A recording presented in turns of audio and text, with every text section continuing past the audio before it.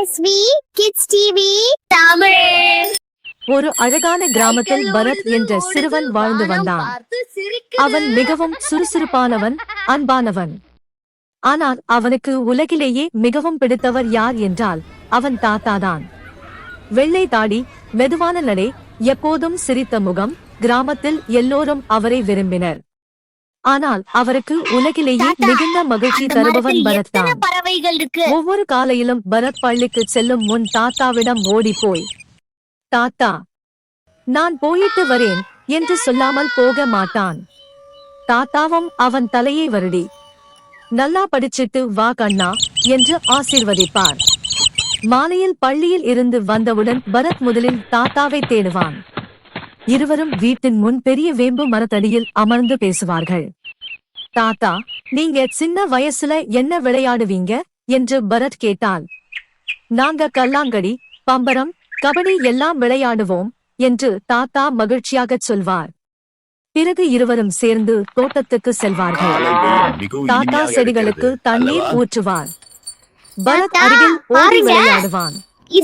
ஒரு நாள் பரத் கேட்டான், தாத்தா, நான் பெரியவனானாலும் உங்களை விட மாட்டேன். தாத்தா சிரித்துக்கொண்டு, நானும் உன்னை விட மாட்டேன் கண்ணா என்றார். அவ்வளவு ஆழமான பாசம் அவர்களுக்குள் இருந்தது. ஆனால் ஒரு நாள் பரத் அப்பாவுக்கு நகரத்தில் வேலை கிடைத்தது. அதனால் அவர்கள் குடும்பத்தோடு நகரத்துக்கு குடிபெயர வேண்டும் என்ற நிலை வந்தது.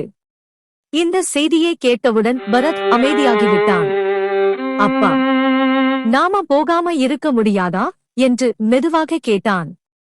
அப்பா வருத்தத்துடன், வேலைக்காக போக வேண்டியதுதான் மகனே என்றார். அன்று இரவு பரத் தூங்கவே இல்லை. தாத்தாவின் அருகில் வந்து படுத்துக் கொண்டான். தாத்தா, நான் போயிட்டா நீங்க என்ன செய்வீங்க என்று கண்களில் நீருடன் கேட்டான். தாத்தா உள்ளுக்குள் மிகவும் உடைந்தார். ஆனால் அதை வெளியில் காட்டவில்லை. நீ எங்க இருந்தாலும் என் மனசுலதான் இருப்பே கண்ணா என்றார். போகும் நாள் வந்தது. வீட்டின் முன் கார் நின்றது. பரத் தாத்தாவை இறுக்கமாக கட்டிப்பிடித்தான். தாத்தா, நான் தினமும் உங்களுக்கு போன் பண்ணுவேன். தாத்தா பேச முடியாமல் தலையசைத்தார். கார் மெதுவாக கிளம்பியது. பரத் காரின் கண்ணாடி வழியாக கையை அசைத்தான். தாத்தாவும் கண்ணீர் மல்க பார்த்து கொண்டிருந்தார்.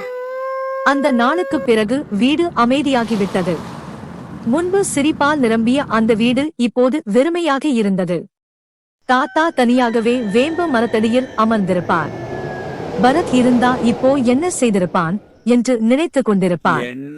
தோட்டத்துக்கு போனாலும் மகிழ்ச்சி இல்லை.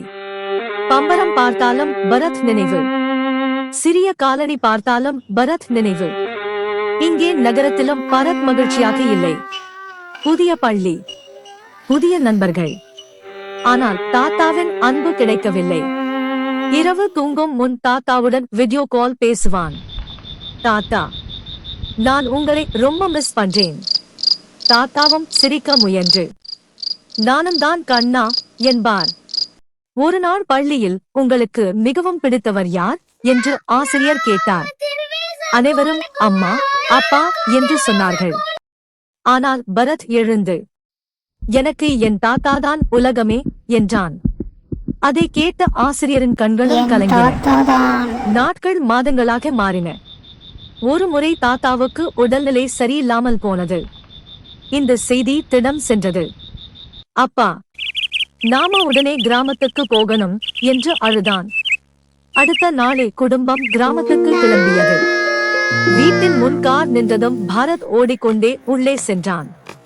தாத்தா படுக்கையில் அமைதியாக இருந்தார். தாத்தா என்று பரத் அழைத்தான். அந்த குரலை கேட்டவுடன் தாத்தா மெதுவாக கண் திறந்தார். பரத் என்று மகிழ்ச்சியுடன் அழைத்தார். பரத் ஓடிப்போய் தாத்தாவை கட்டிப்பிடித்தான். நான் வந்துட்டேன் தாத்தா, இனிமேல் உங்களை விட்டு போக மாட்டேன் என்று அழுதான். தாத்தாவின் கண்களிலும் கண்ணீர் வழிந்தது. நீ வந்ததுமே எனக்கு உடம்பே நல்லாயிடுச்சு கண்ணா என்றார். அந்த நாளில் இருந்து வீடு மீண்டும் சிரிப்பால் நிரம்பியது. மீண்டும் வேம்பு மரத்தடியில் இருவரும் அமர்ந்து பேச ஆரம்பித்தார்கள். மீண்டும் தோட்டத்தில் சிரிப்பு கேட்டது. மீண்டும் அந்த வீட்டுக்கு உயிர் வந்தது. ஒரு மாலை சூரியன் மறையும் நேரத்தில் பரத் தாத்தாவின் தோளில் சாய்ந்து கேட்டான், தாத்தா, ஏன் நம்ம இருவருக்கும் இவ்வளவு பாசம்?